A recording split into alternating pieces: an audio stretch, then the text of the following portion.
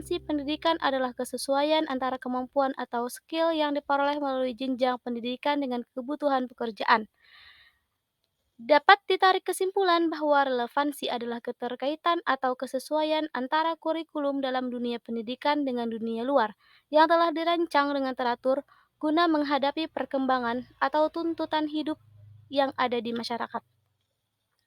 Prinsip relevansi terbagi menjadi dua. Yang pertama ada relevansi internal, adalah bahwa setiap kurikulum harus memiliki keserasian antara komponen-komponennya, yaitu keserasian antara tujuan yang harus dicapai, isi, materi, atau pengalaman belajar yang harus dimiliki siswa, strategi atau metode yang digunakan, serta alat penilaian untuk melihat ketercapaian tujuan.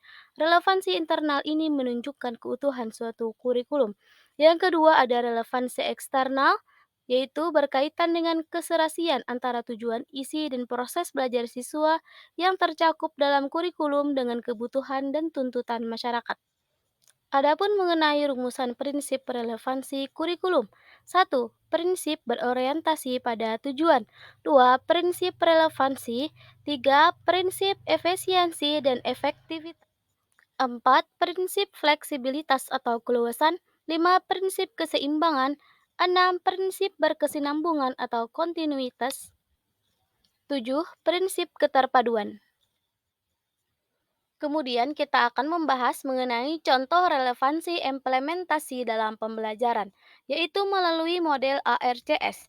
Yang pertama, attention atau perhatian, adalah bentuk pengarahan untuk memusatkan tenaga dan energi fisikis dalam menghadapi suatu objek, dalam hal ini proses belajar mengajar di kelas.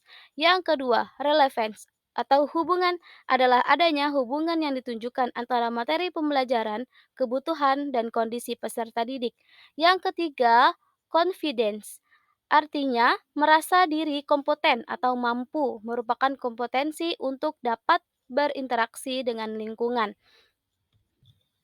Dan yang keempat ada satisfaction atau kepuasan, merupakan keberhasilan dalam mencapai suatu tujuan, akan menghasilkan kepuasan. Peserta didik akan termotivasi untuk terus berusaha mencapai tujuan yang serupa.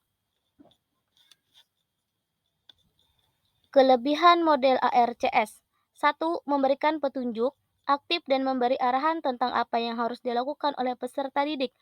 2. Cara penyajian materi dengan model ARCS ini bukan hanya dengan teori yang penerapannya kurang menarik.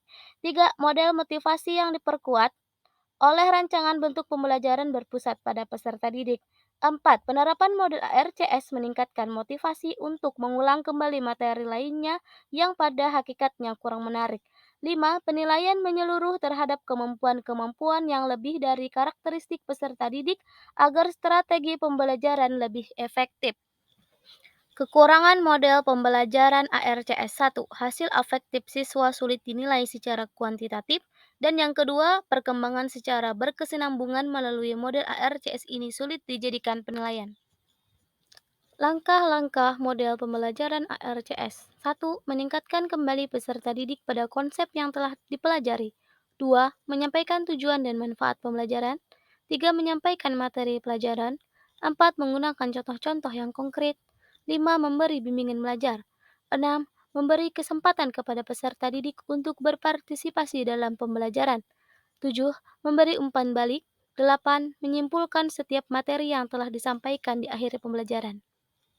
Demikianlah pembahasan dari kami. Wassalamualaikum warahmatullahi wabarakatuh.